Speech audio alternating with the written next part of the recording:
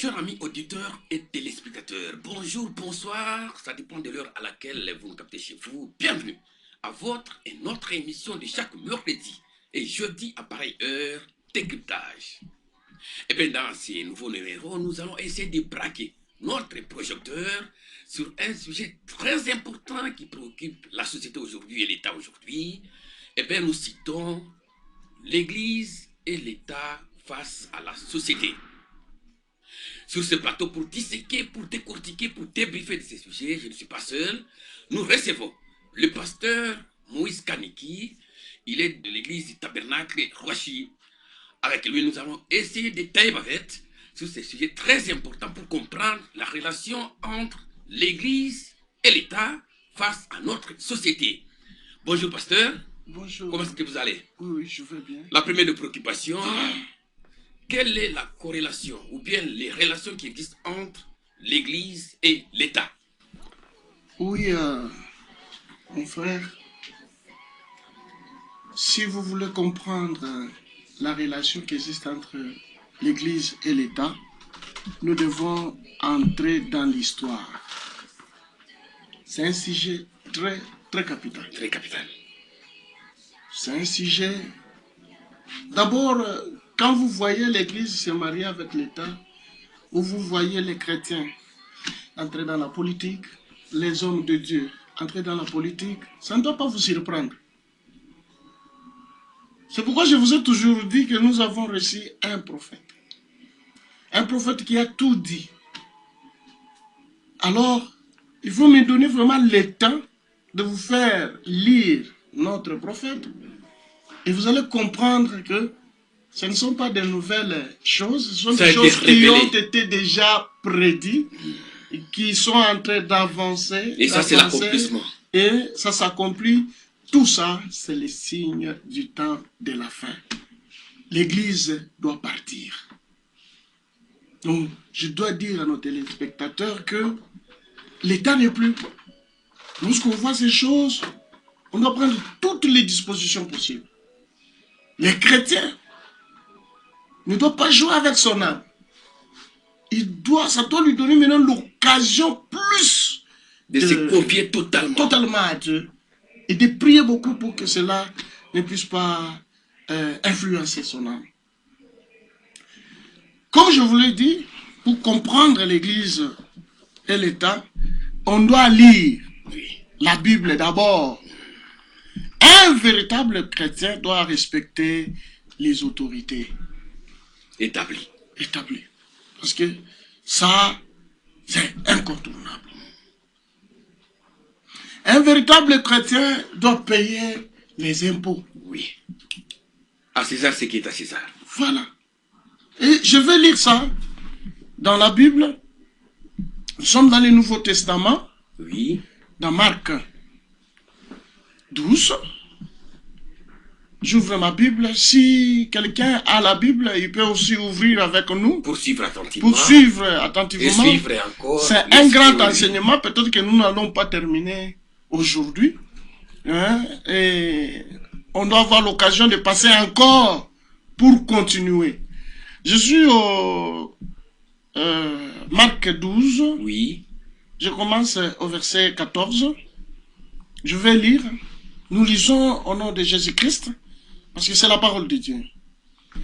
Ils vinrent lui dire, Maître, nous savons que tu es vrai. Regardez que ces gens-là reconnaissaient la vérité qui était en Jésus-Christ. Et que tu ne t'inquiètes de personne. Car tu ne regardes pas à l'apparence des hommes. Et tu enseignes la voie de Dieu selon la vérité. Donc, ils ont reconnu que Jésus enseignait la voie de Dieu selon la vérité. La question est là. Est-il permis ou non de payer les tribus à César? Voilà. Devons-nous payer ou ne pas payer?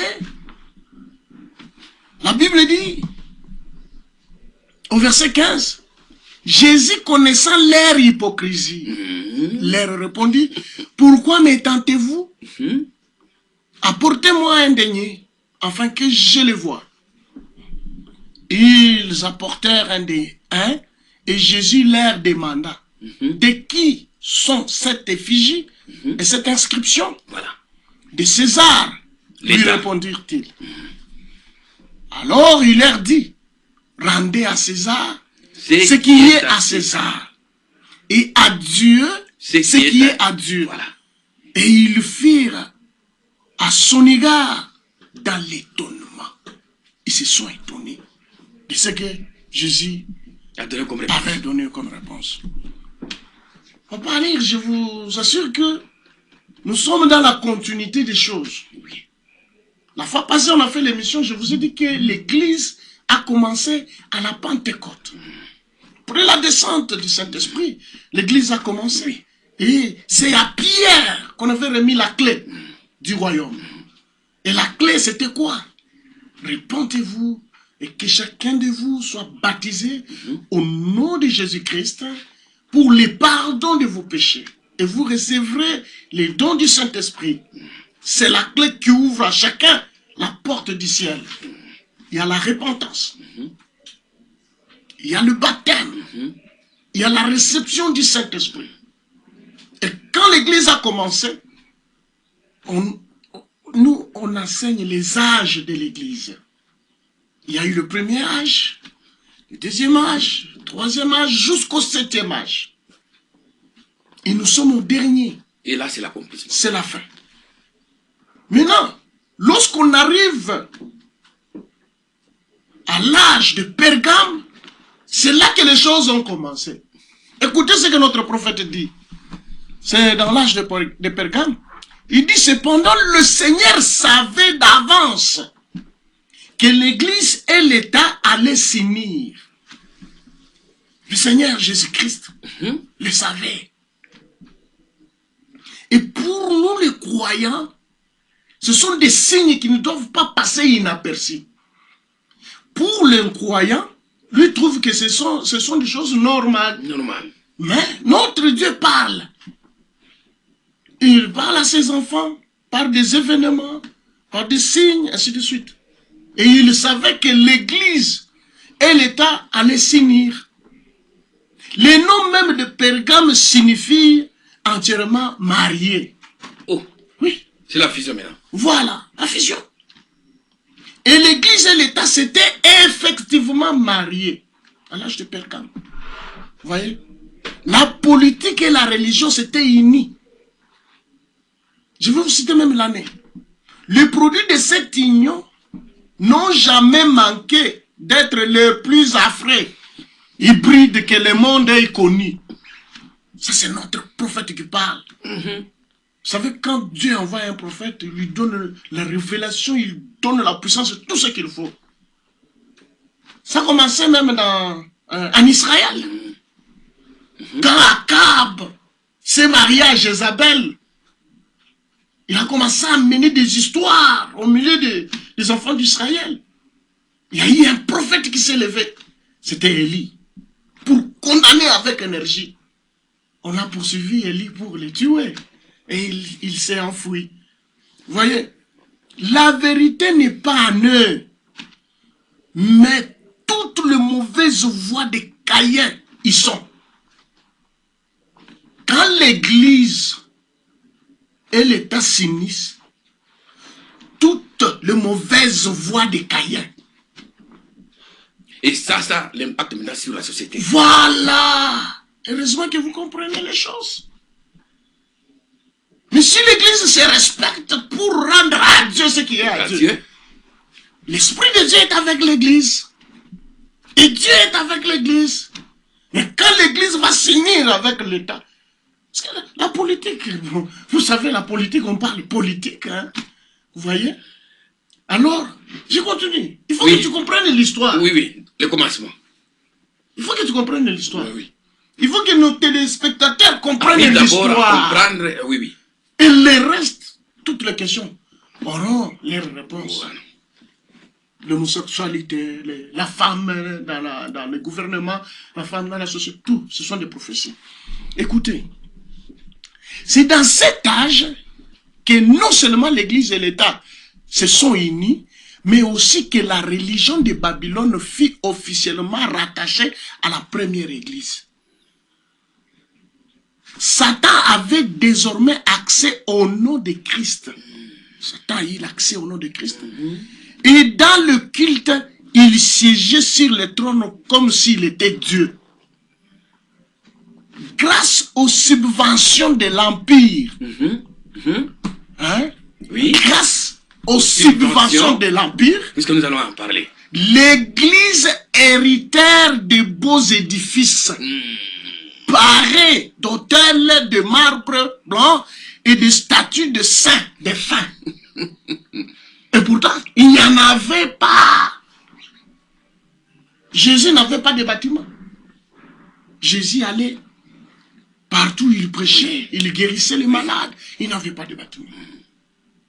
Les apôtres n'avaient pas de bâtiment. Mais quand l'Église s'est unie avec l'État, les édifices ont commencé. Il y a eu des statues. On a fait des statues les défunts. On les appelle les saints. Tel que tu es là, tu décèdes, on dit saint à lire. Vous voyez. C'est dans cet âge même que la bête. Là maintenant, je vais vous lire Apocalypse 13. Écoutez ce que Apocalypse, pour vous dire que la Bible a tout dit. Pour comprendre maintenant ce que je vais développer ici, je vais vous lire dans Apocalypse. Oui. Qui dit Apocalypse 13. Oui. Alors vous allez comprendre le cheminement. Le cheminement, voilà. Écoutez, je suis dans Apocalypse 13. S'il y a quelqu'un qui me suit, il peut prendre seulement la Bible. À la maison, lui aussi peut, oui. Je commence au premier verset. Oui, écoutez ce que la Bible dit. Et il s'était sur la table de la mer. Puis je vis monter de la mer une bête qui avait 10 cornes et 7 têtes. Quand la Bible parle de la bête c'est une puissance. Quand la Bible parle de la femme c'est l'église. Voilà comment la Bible parle. L'image. L'image, voilà. Et sur ces cornes du diadème. Et sur ces têtes, des noms de blasphème. La bête que je vis était semblable à un léopard. Ses pieds étaient comme ceux d'un ours. Et sa gueule comme une gueule de lion. Regarde d'abord. Multiforme. Ses pieds étaient comme ceux d'un ours. Sa gueule comme des lions. La Bible est en train de décrire. Le dragon lui donna sa puissance. Il y a eu un dragon qui a donné la puissance à la bête. Et son trône, c'était la passation de pouvoir. Il lui a donné d'abord sa puissance. Oui. Il lui a donné son trône. Oui. Et une grande autorité. Nous sommes dans la Bible. J'ai vu l'une de ses têtes comme blessée à mort. Là, c'est Jean qui était sur l'île de Patmos en train de voir la vision. Oui. Apocalypse. J'ai vu l'une de ses têtes comme blessée à mort. La bête était blessée à mort, mais sa blessure mortelle fut guérie. Et toute la terre était dans l'admiration derrière la bête.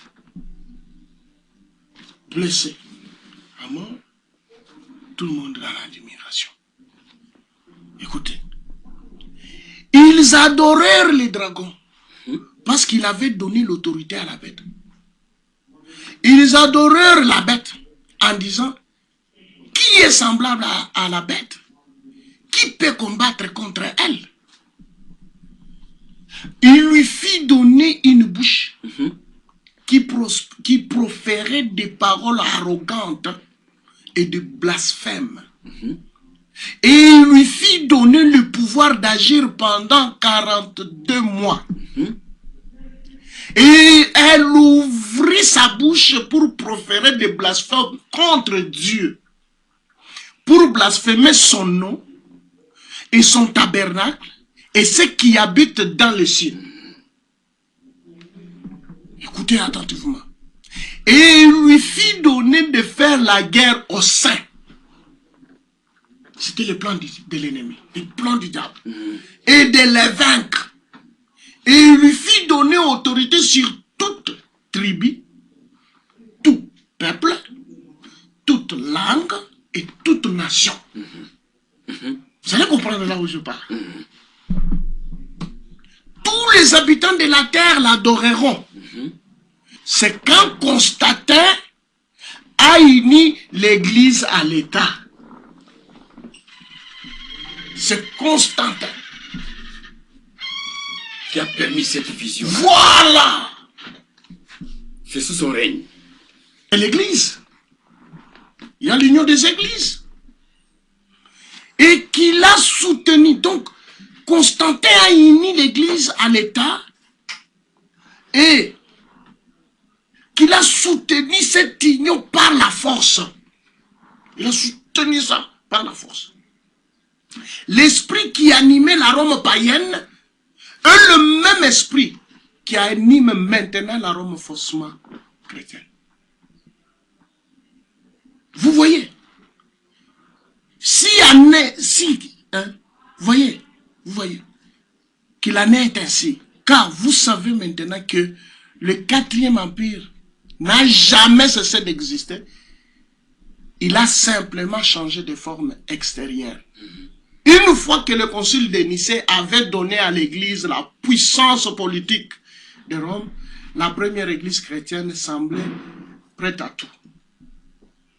Les noms des chrétiens qui, au départ, amenaient la persécution, étaient maintenant devenus les noms des persécuteurs. C'est dans cet âge-là qu'Augustin, Hippone, donc entre l'an 354 430, Constantin posa le principe selon lequel l'Église devrait et doit absolument, si nécessaire, utiliser la force pour ramener ses enfants au bercail. Et que la parole de Dieu permet de tuer les hérétiques et les apostats. C'est l'Église. C'est terrible parce que Dieu n'a jamais remis son Église entre les mains des chefs élus qui agissent avec des arrière-pensées politiques. Dieu n'a jamais fait ça. Jamais. Laissez les politiciens à la politique. C'est pourquoi Jésus disait, rendez à César ce qui est à César. Et à Dieu ce qui est à Dieu. Mais les choses ont changé. Compliqué. Il a confié son église à des hommes établis par Dieu, remplis de l'esprit, vivant la parole, qui conduisent les gens à les nourrissant de la parole. C'est ce que Dieu a fait. Et c'est là, c'est cette limite là. Il a appelé Paul par l'esprit. Pierre, c'est quand il a reçu le Saint-Esprit, il n'est pas allé à l'école pour étudier, étudier Dieu. Vous voyez, il n'a pas séparé les gens en classes, de sorte que le masse soit conduite par il n'a pas séparé, pour que le masse soit conduite par une sainte prêtrise. Il est vrai que les conducteurs doivent être saints. Les conducteurs d'église doivent être saints. Mais ça doit aussi être le cas de toute l'assemblée. De plus, la parole ne mentionne nulle part que des prêtres, des ministres du culte ou autres font office de médiateur entre Dieu et les hommes. La Bible ne dit pas. Je suis pasteur, je ne suis pas médiateur. Il n'y a qu'un seul médiateur. Jésus-Christ. Jésus-Christ. Dieu n'a jamais enseigné qu'un prêtre, un ministre, un pasteur peut être médiateur entre Dieu et les gens. Non. Pas plus qu'elle ne mentionne qu'ils sont séparés dans les cultes. qui le rendent au Seigneur. Non. Je suis égal. D'ailleurs, nous les pasteurs, nous sommes moins que les croyants. Parce qu'on nous appelle serviteurs des enfants de Dieu. Serviteur. Serviteur. Maintenant, la politique est entrée même dans l'église. Le pasteur, il est comme un roi là qui règne. C'est l'esprit du nicolaïsme. Maintenant, pasteur, pourquoi est-ce que l'église prie pour le pays et prie aussi pour les autorités? Quelle est la visée? Quelle est la visée? Vous voyez, c'est ce que je suis en train de vous dire. L'église a ses responsabilités. Voilà. Parce que la Bible dit que toute autorité vient de Dieu. L'église doit soutenir et respecter l'autorité. Voilà. Mais il ne doit pas se mêler dans les affaires de l'autorité. Voilà. C'est là la différence. Nous sommes là pour prier pour le pays, prier pour notre président. Parce que c'est l'héritage que Dieu nous a donné. Et payer les impôts pour faire avancer. Oui, oui. Mais en gardant la parole de Dieu pure. Oui. Ça. Et à ce moment-là, les autorités viennent s'abreuver auprès de la parole. Voilà. Auprès des pasteurs. Par exemple, quand l'autorité est en difficulté, que dit Dieu? Oui. Regardez David. Regardez David. David ne s'occupait pas des choses de Dieu. Il y avait Nathan à ses côtés. Quand David avait besoin de quelque chose, il disait, prophète Nathan, consulte un peu Dieu. Qu'est-ce qu'il dit par rapport à... Quand David avait péché, il a pris la femme d'autrui. Dieu a parlé à Nathan. Il a dit, Nathan, va dire à David qu'il est un homme mort. Quand Nathan est arrivé, il a pris la sagesse. Il a dit, bon, dans ton royaume ici, il y a quelqu'un qui a 10 brebis. Alors, l'autre avait une brebis, mais il a eu des visiteurs. Dans sa maison, il est allé ravir l'unique là. Alors que lui en avait. David se soulève là. Oh, comment ça? Comment ça? Amenez-moi ces gens-là, moi-même je vais les juger. Ah, Nathan regarde. David avait rougi les yeux. Et David appelle. Nathan dit à David, cet homme-là, c'est toi? David s'est abaissé. Il a commencé à prier. Oh Dieu, pardonne-moi. Se repentir, se repentir. Voilà. Le devoir de l'Église, c'est d'accompagner l'État, non pas se mêler dans les histoires de l'État. Maintenant, aujourd'hui, comment est-ce qu'on peut dissocier, est-ce qu'on peut arriver à dissocier l'Église et l'État? Aujourd'hui. Mais Jésus l'a fait, non? Jésus a dit, rendez à César ce qui est à César. À Dieu ce qui est à Dieu. C'est tout. On s'arrête là. On s'arrête là. On ne doit pas s'imaginer les choses. Nous l'accompagnons en les soutenant, en payant nos impôts. Parce que Jésus, il a même envoyé Pierre, va, pêche. Tu trouveras l'argent dans les poissons. Ah, Pierre est allé pêcher les poissons. Il a soutiré l'argent. Il a amené à Jésus. Jésus a payé son impôt. Pour accomplir la loi. Voilà.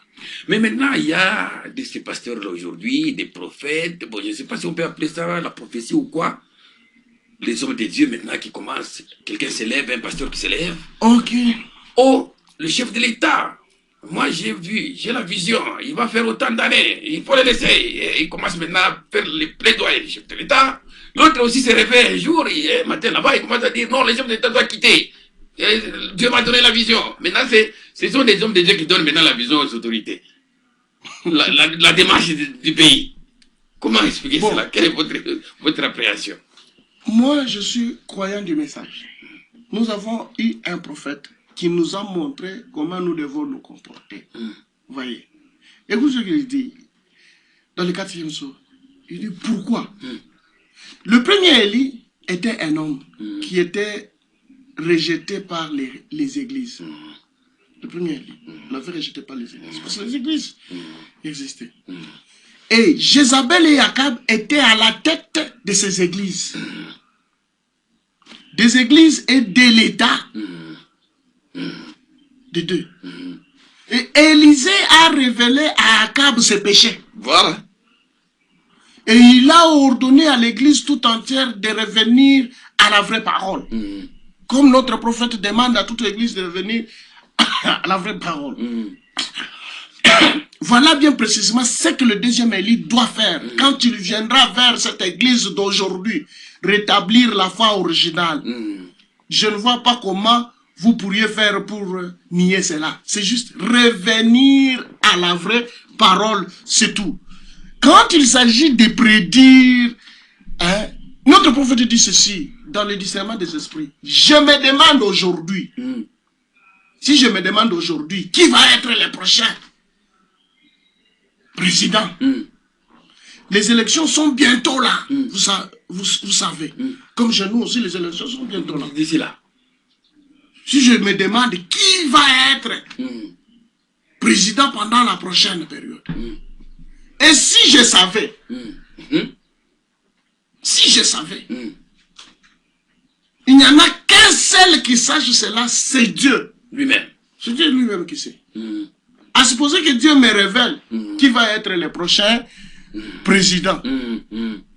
Et que je me tienne ici, à Phoenix, et que je fasse une prédiction disant que tel, c'est terminé? Non. Tel homme sera président des États-Unis, par exemple. Que cela paraisse dans les journaux et ailleurs.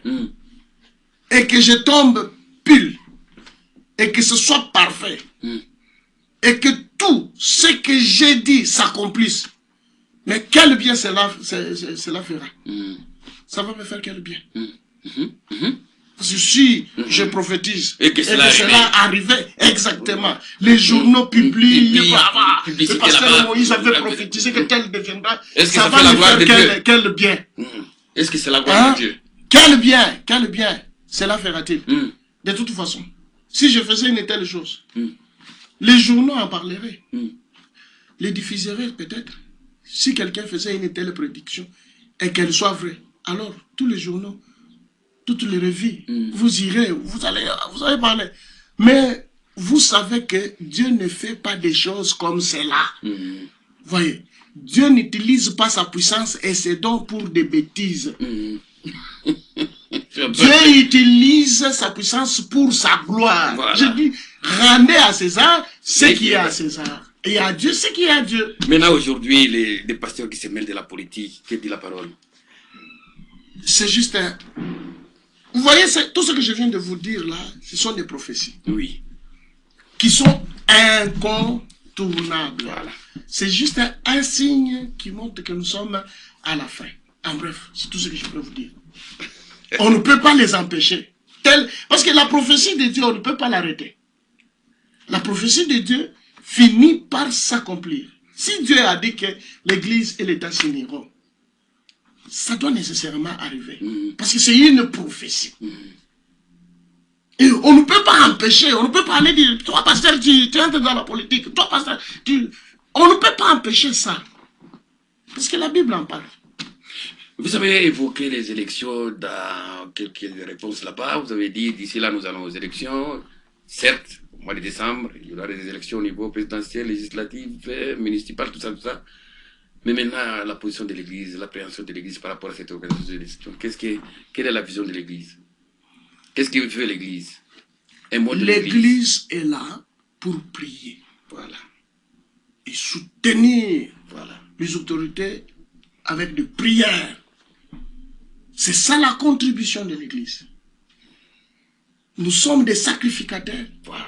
Comme Nathan était à côté de David. Comme les autres prophètes qui étaient à côté des rois. Et vous voyez, dans la Bible, il y avait des rois. Vous voyez,